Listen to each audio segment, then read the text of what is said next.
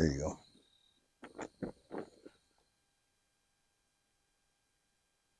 Hello, welcome to my channel, Virginia Cryptid and Paranormal Research. I figured I'd give an introduction to myself and how I got into this kind of research. A little bit about myself right quick. I retired from the military in 1998. I spent 3 years in the Navy, then 18 in the Army. And then after I retired from the military, I went and retired from a local sheriff's office. So basically 40 years of law enforcement background. Right now we're sitting out here in the George Washington National Forest, in Rockingham County, here in Virginia. George Washington National Forest and the Jefferson National Forest combined is 2,800 square miles. Pretty big. The reason I'm making this video is to give you my mindset, where I'm coming from, and why me and my wife met up with like-minded people out doing this type of research, whether it be Bigfoot, cryptids, anything really basically paranormal. Oh, by the way, I'm recording this with the DJI Action 4. We'll see how it does with the campfire. The sun's starting to go down now. Might be a little bright on the screen right now until it starts going down a little bit more. But if you're interested, I can give the settings down below if anybody wants to know what the settings were when this is completed. I want to see what it looks like. But to start everything off right quick, back in the early 60s, I was probably around 4 years old, and I vividly remember sitting on the floor next to my mother, and we were watching a werewolf show on TV during the evening time. I don't know what time it was at night, but it was kind of late. And the name of it was I Was a Teenage Werewolf, with Michael Landon in it. Some of you may know Michael Landon or knew of him, one of the actors back in the day. Well, while we were sitting there watching this video, the movie, we heard footsteps above us from the attic. Distinct footsteps. And I looked up at mother. She looked at me and says, "This place is reported to be haunted." At the time, we were living with her sister out in the country. I remember jumping up in her lap. We finished watching the movie, and the rest of the night was pretty much uneventful. Again, I was around 4 years old, and I didn't think anything of it after that. Now, let's move into about the mid to late 60s. We finally moved to Evansville, Indiana.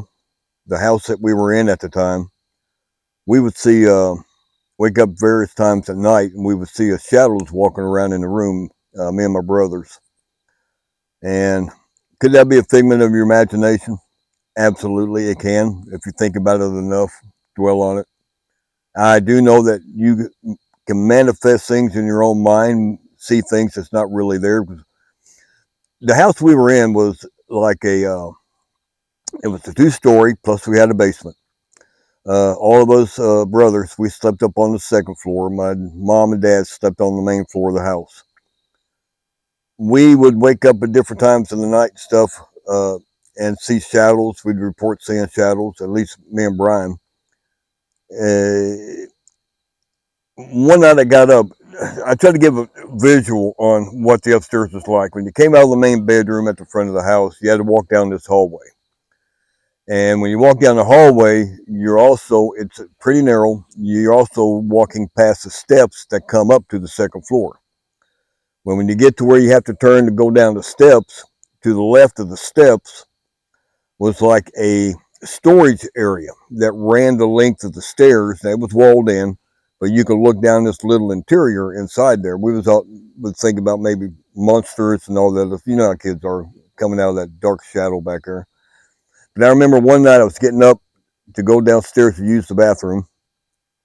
And when I was walking down the hallway with the steps to the left, I remember vividly seeing a giant black scorpion coming at me along the hallway towards me with his pincers going out.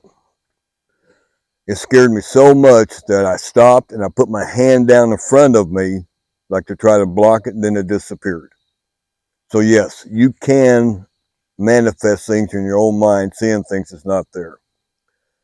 But I'm here to tell you, when more than one person hear and or see things at the same time, that's not your imagination. We had a dog named Stretch. He was a mixed breed, Cocker Spaniel. I don't know what the other breed was. Had a very nasty disposition about him. He just did not like any other dogs.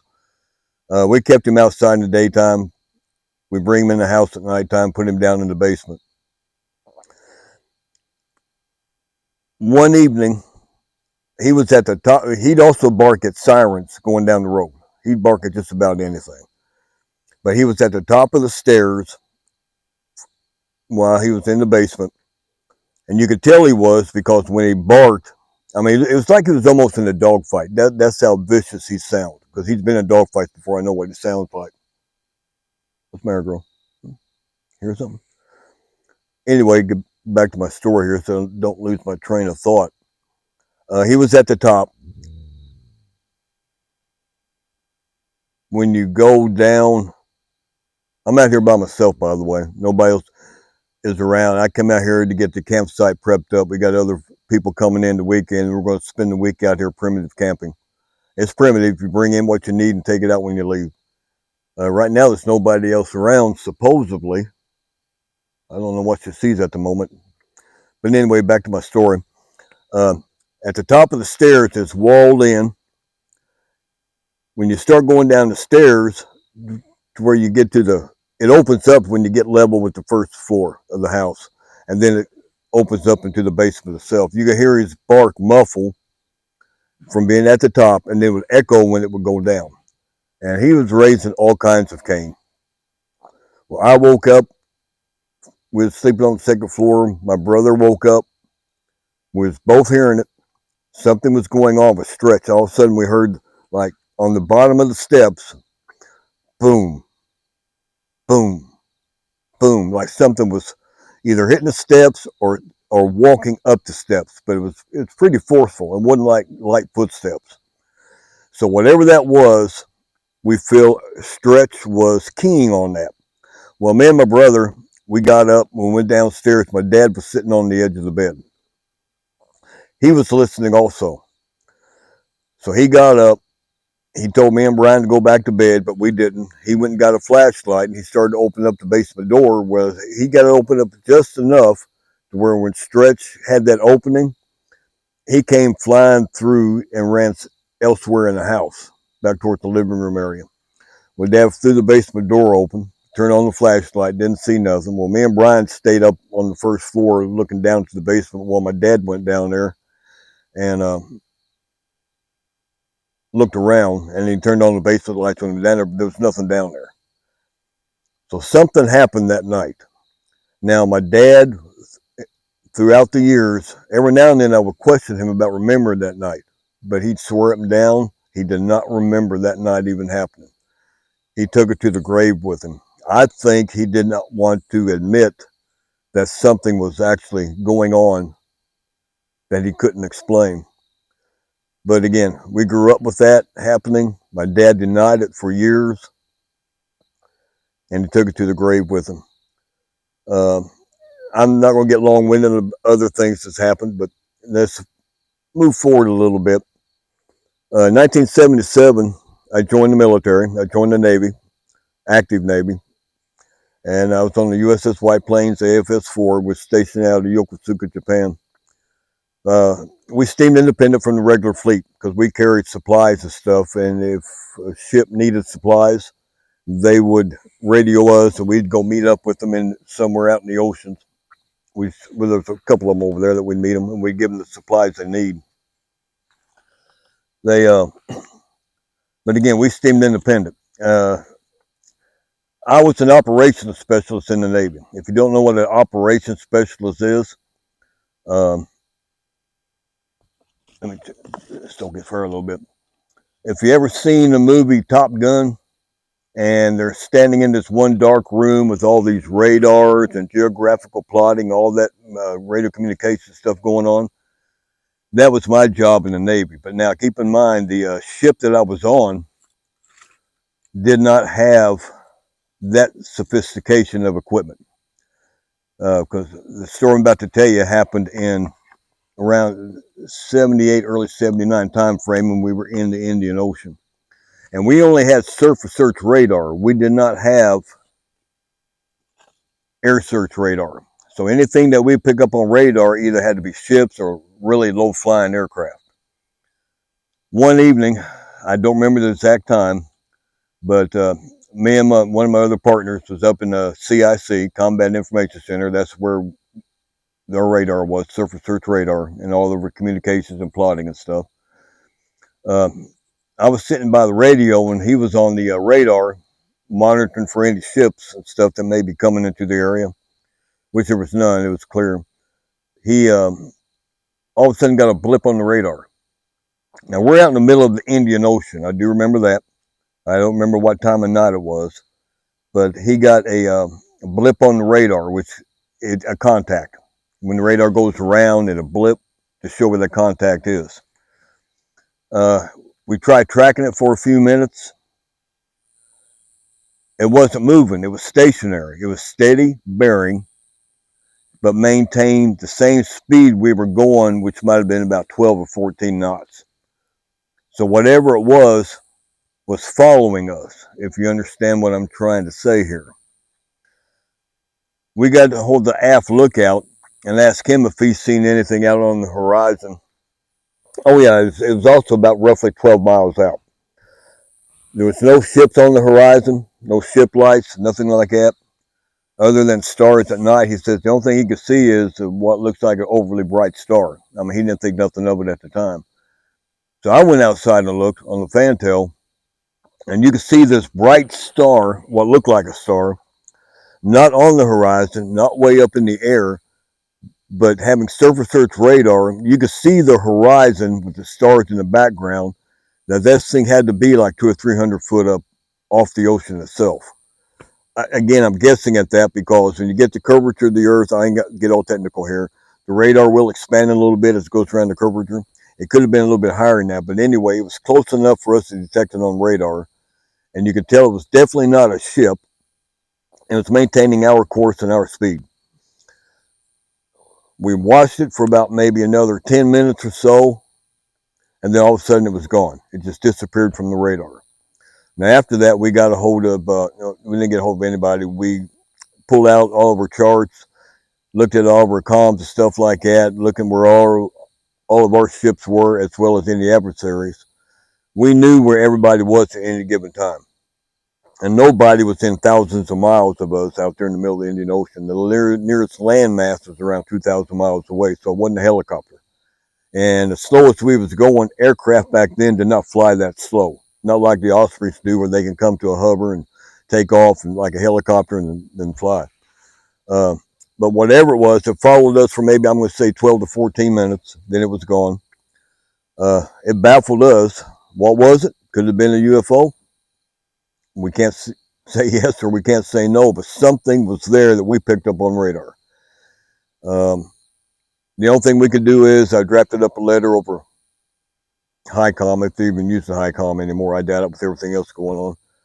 And send a message back to fleet headquarters of what we encountered that evening. And never heard nothing back from it. That's the only thing I've really had experience dealing with possibly a UFO or maybe a UAPs. They also want to call them now. Why the name change? It don't make any sense to me. They both mean the same thing. But again, that's the only encounter. That's the only encounter I've had that I've had visual that we cannot explain what it was. And again, this is around 78, early 79, and we were in the middle of the Indian Ocean. I got out of the Navy. Then I did a lateral transfer into the Army because I wanted to get into law enforcement. I was with the Military Police Corps. I worked K-9 most of the time with attack work, narcotics detection, and explosive detection.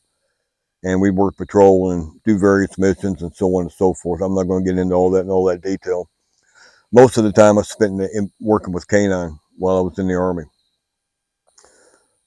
So my military background gives you the mindset, at least for me it did, to where you've got to question everything. You just can't assume and jump off the cliff thinking it's one thing or another without actual proof or evidence. When I got out of the military, if I don't think anything happened. Well, okay, when I was, okay, yeah, let me tell you one more thing. You ever get those feelings and urges sometimes when something's about to happen or you need to go somewhere because something may transpire? When we were in Panama, I was working a patrol dog, Dusty, at the time. There were many nights I would get the urge that I need to go. And we worked primarily nighttime to catch thieves and blah, blah, blah. But I would get this urge to go somewhere. And many times I did not follow up on it. Then shortly thereafter, something had happened or did happen at that time. Many times I followed up with a certain urge, and then after a while of being in that general location, I didn't have anything pinpointed. I just had to go to like a certain housing area, a certain part in the jungle, or whatever the case may be, and then hang around for a little bit, and then lo and behold, things would happen. Primarily thieves coming through the jungle, breaking into military housing. That was our primary job, to keep them from doing that. So pay attention to your urges. Is the point I'm trying to get across there. There were a couple of times when we were running out around in the jungle, we came across clothing. I don't know a lot about this that was being burnt around candles. I don't know if somebody was, it, basically both times it was women's clothing, like a bra, underwear, socks, maybe a blouse. But I don't, people say they put hexes on people that way. People say they're trying to get rid of a curse that way. I have no idea. But it raises your curiosity up when you see stuff like that. You hear about it on TV, but when you actually encounter it, it puts a whole new perspective on it. Then we left Panama. Then I finished up my career in the military. And then when I retired from the military, I went to work at a local sheriff's office. Uh, the house we bought back in 2011, uh, we got a few years after that, well, several years after that, we got a bunk bed from one of the people we worked with at the sheriff's office. And the bunk beds were apparently had an attachment to them. The lady we got them from, her daughter recorded her kids talking about a dark shadow wearing a top hat in their room at night when they had the bunk beds at the time. They named him Henry. Now, we had no knowledge of this until after we got the bunk beds from them. The strange things started happening in our house. One major thing that happened, me, my son, his girlfriend, her two daughters, and Melissa was sitting at the kitchen table eating supper.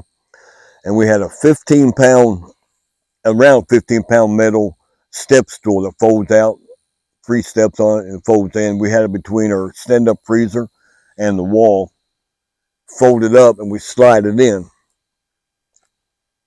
to store it that way. Well, while we were sitting there eating supper one evening, that stool come flying out from behind that freezer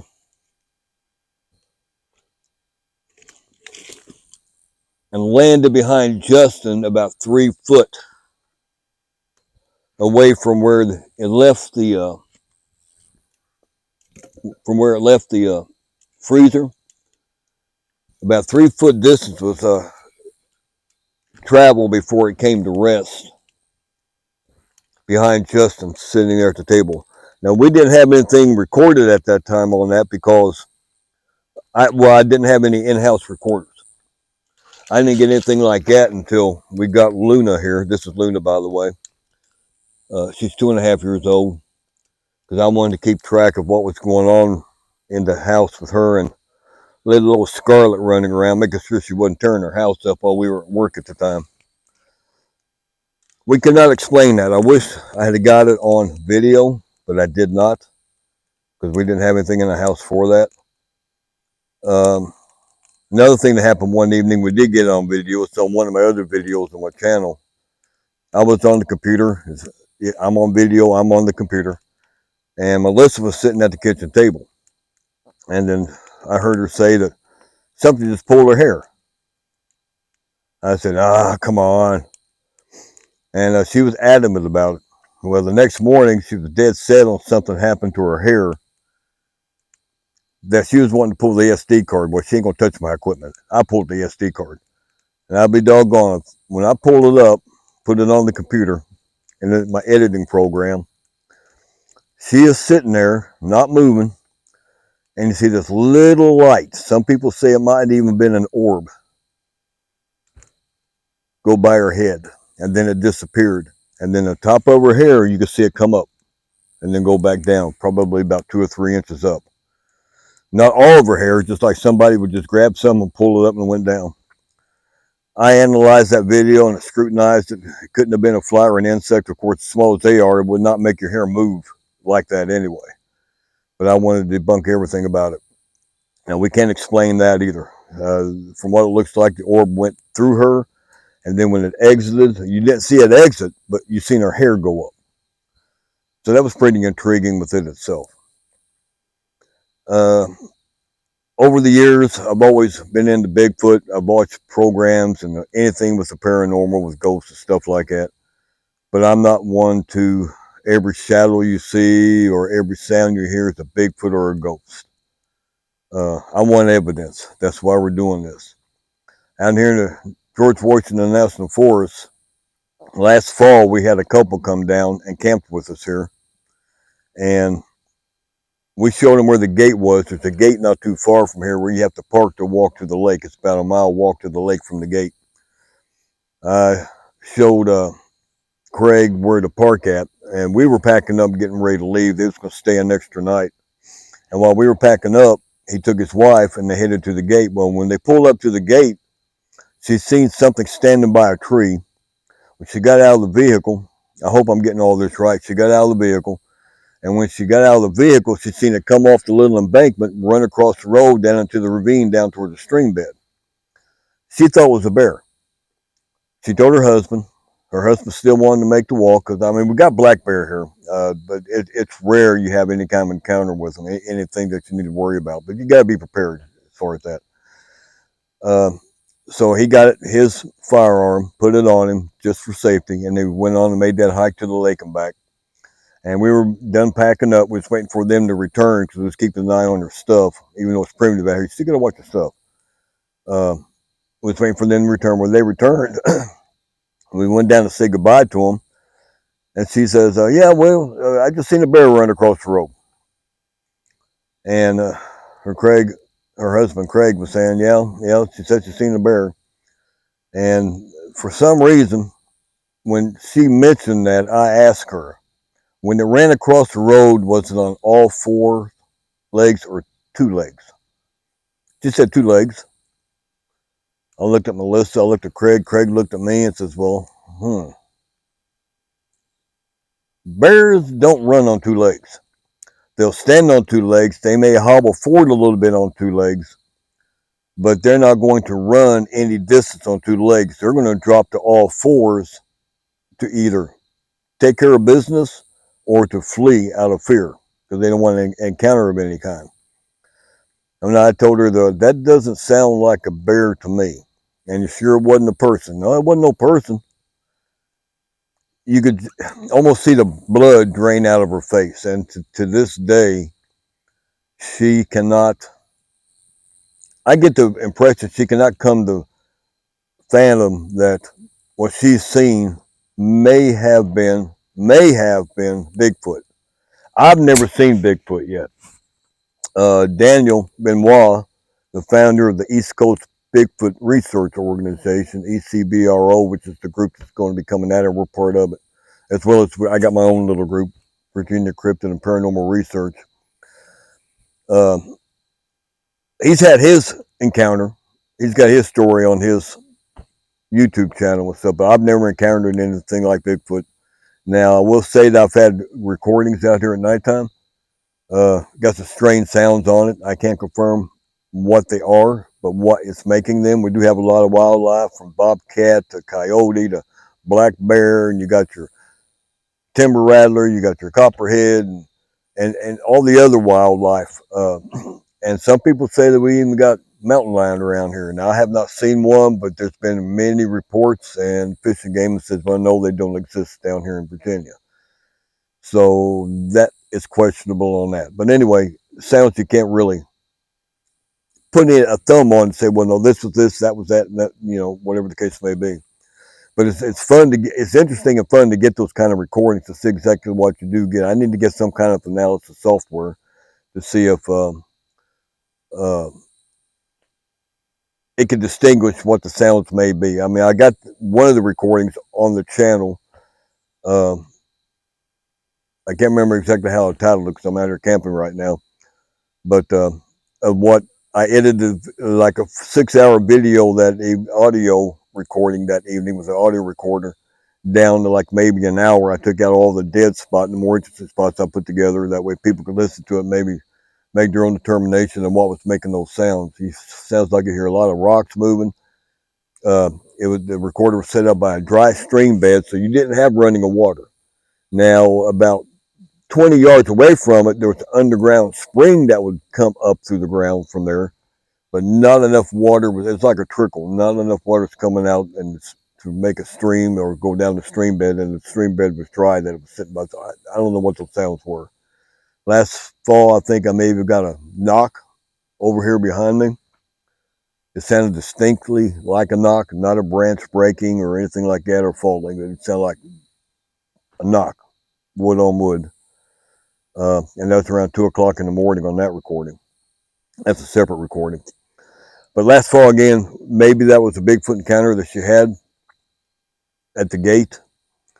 I tend to believe it may have been, because you could tell a person when you see them, pretty much. And there wasn't nobody in the ghillie suit, because she knows what a ghillie suit looks like. And daggone sure wasn't a bear to run down off of it. Down an embankment across the road that's about maybe 10 to 12 yards wide, which is gravel, and then down into the ravine on 2 legs, heading over towards the stream bed. A bear ain't going to do that with that kind of speed on 2 legs like that. This past May, we were out here camping. One of the guys, part of the group, came in from Richmond, seen 2 entities that he described it in the field over here, not too far from the campsite. Scared him to death. As a matter of fact, I moved his tent from 50 yards or so away from the campsite, put it in the middle of the campsite. When we got back, I helped him move the tent back. I mean, something shook him up that night. And after he had that encounter, came back, Melissa called us on the radio, my wife Melissa, and said Drew's scared to death. He just seen 2 entities or something over there in the weeds. And Daniel has his interview on his recordings. I'm not going into a lot of detail on that.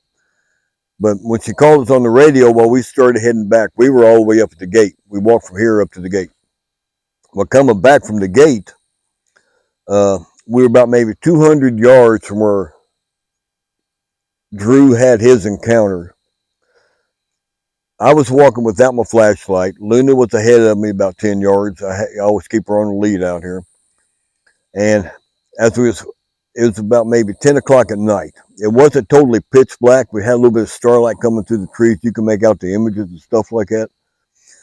But I was walking down the gravel road. Daniel's about maybe 5 yards behind me, and then another man and woman was behind Daniel about maybe 15, 20 yards. As it opened up to my left a little bit in the woods, I seen a light. Now, people's talked about seeing lights out in the woods and stuff, floating around in the trees. I've not seen anything like that, but this night I did see a light. It was not up in the air.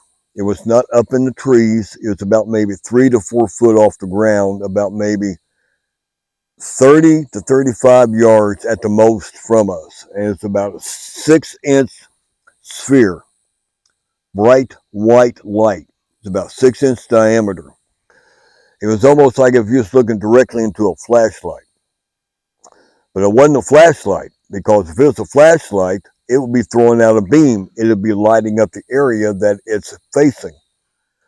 This did not do that. It was like an orb, a bright orb, about 30 to 35 yards away, just sitting there. It moved just a bit, but it wasn't walking around, and nobody was around there. We was the only ones camping out here also during that time frame. There's nobody just out there walking anywhere haphazardly through the woods with the flashlight. Because one, if it was a person, they'd have heard us coming long before we got up to be able to see their light, if they wanted to hide. If they wanted to hide, they wouldn't have been able to do that, because when I seen the light, I had it visual about maybe 2 seconds, and then I looked over at Dan. I tilt my head back to Daniel, light, and I pointed over the direction that I was seeing it at. Now he looked over and he seen the same light for about maybe 1 to 2 seconds. But when he looked over and seen it, you could see it flare up a little bit, and it was out. It went out. I got on the radio, asked Melissa just to make sure there wasn't any vehicles traveling down this gravel road back here, in case it might have been a headlight, which, based on the terrain, without getting into detail, couldn't have been any light coming from the road along in here from that. And plus, if it was a headlight, it's going to light up everything coming down through there. You'd be able to see it. But then it went out. Well, I got out my thermal. Daniel got out his thermal. We scanned the area. We could not pick up any abnormal heat signatures, whether it be a deer, a person, or anything like that, if you know how thermal works. The area was clear. We did not pick up any excess heat from a light that was there. I don't know how to explain that unless you know how thermal works. Nothing was there. Now, we can't explain that. The first time I've seen a light, I've heard about them, but it's the first time I've seen one, and it was that close, about 3 to 4 foot off the ground, about 6 inches in diameter when I first seen it. And it combined time, maybe 4 seconds, with both of us having our eyes on it before it disappeared. How long was that light on there before we got there? I have no idea. But I try to be analytical about some things, because about 20 to 25 minutes prior, Drew had his encounter over here in the woods, about 200 yards from where we seen the light, the same evening. Last fall, the couple from Pennsylvania, she may have seen a Bigfoot, which had been about maybe several hundred yards up to the gate at that point. So now you got 3 things in one general location that's happening. It's very odd, very weird. And I can't pinpoint what it is. I can't put 2 and 2 together on something like this to come up with a definitive answer. But again, that's why we're out here doing research. I find it fascinating. I want answers. I want to have encounters. When we do find things, where they be any kind of structures or prints, we tear them apart. From being natural to bear prints, hunters leaving certain kinds of blinds back. If you can't say what it is and you can't say what it ain't, it just raises more questions, which I find fascinating within itself. Many times we're able to debunk exactly what it is and be able to have answers, and then we'll go on, continue our research, and then compile any information we have. Our camp outs in the Primitive area with like-minded people. We like the camaraderie to come out, relax, have fun. You're out here with nature, enjoying wildlife and the scenery, and then amongst all that, we do our research while we're here. So our camp outs are multifaceted.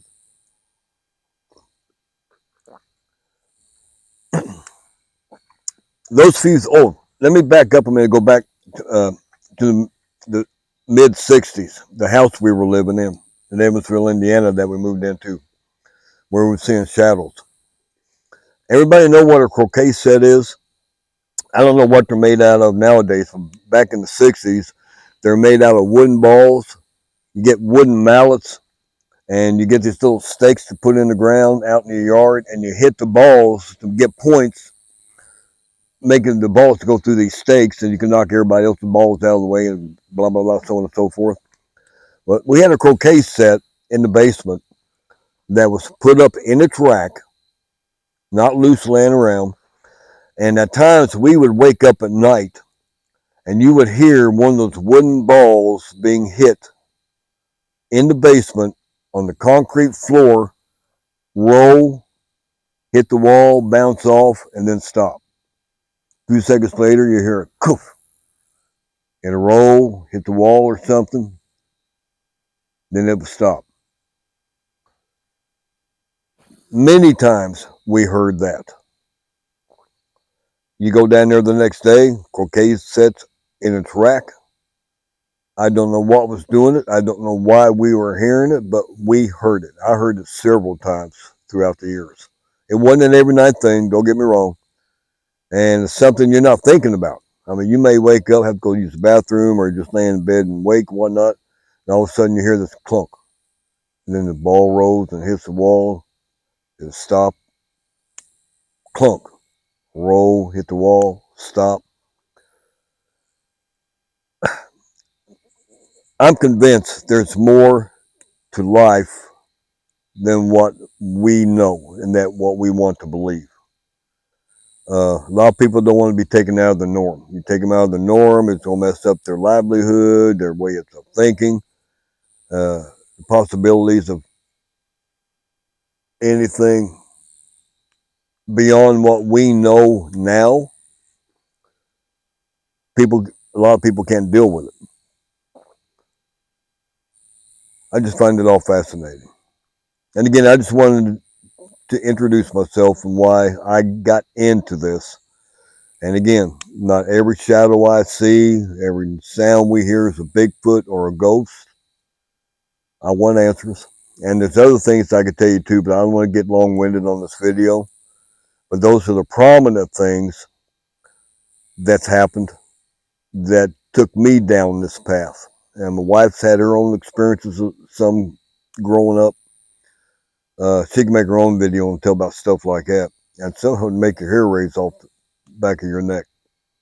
Hopefully mine did too a little bit with you all listening. Hopefully I didn't get too long-winded and stayed on track other than having to back up to the 60s. I mean, I forgot about that croquet set. But I would hear that many times throughout the years that we lived in the house before we moved to Rockport, Indiana after that. But again, I just want to introduce myself, what I'm about,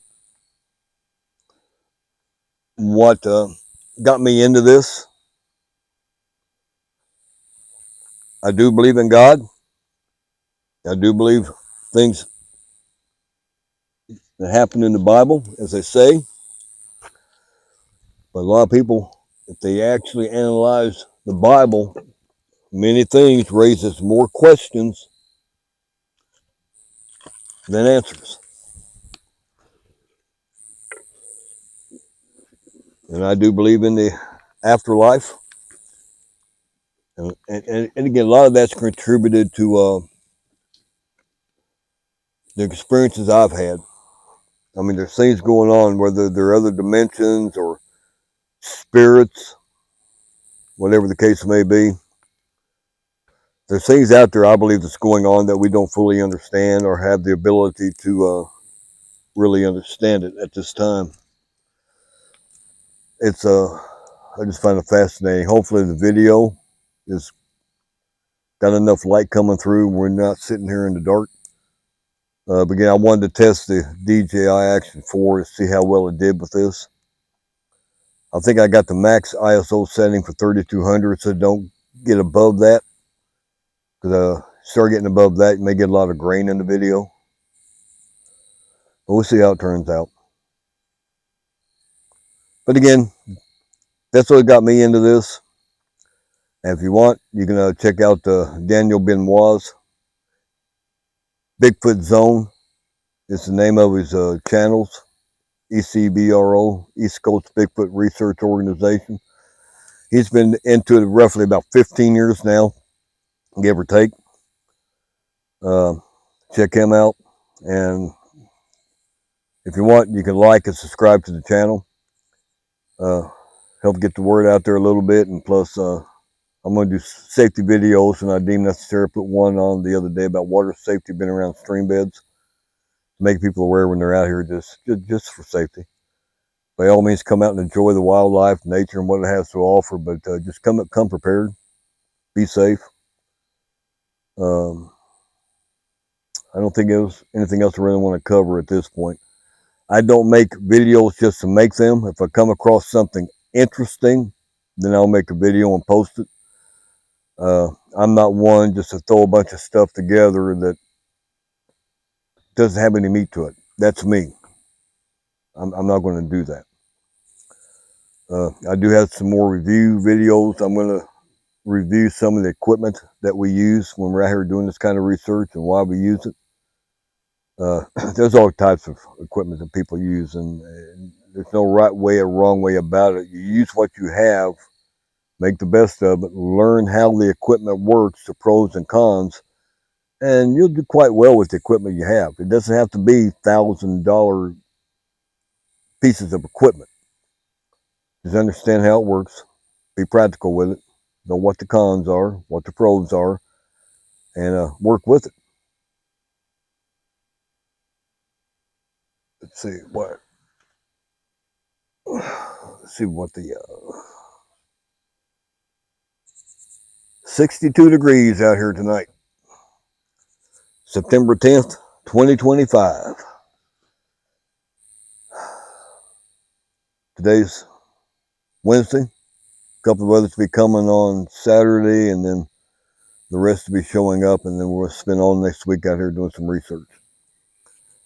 Again, thanks for watching. Hopefully I wasn't too boring for you. I tried to stay on track a little bit to give you the highlights that happened to me over the years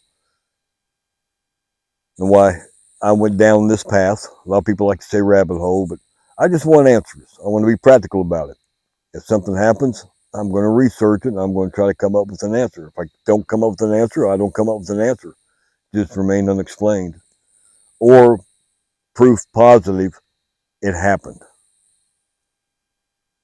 Like that an incident with her dog and Stretch in the basement that night. Something went on in the basement, but nothing was there, but it affected the dog, and we all heard it. Fascinating, I find it. Well, anyway, thanks again for tuning in. Like and subscribe if you want. If you got any questions, leave them in the comments. I'll be glad to answer them. If I have an answer to the question that you have, but I'm not going to fabricate nothing. If I don't know, I tell you I don't know. If I suspect something, I'll tell you that. But anyway, have a great evening. Still kind of early for us. We're going to sit here and watch the fire for a while. Listen to all the insects right now. I don't know if you can hear them or not in the background, because I'm wearing a wireless mic right now. See how well it does too for this setup. But you'll have a great evening or day, depending on where you're at. And we'll talk to you later.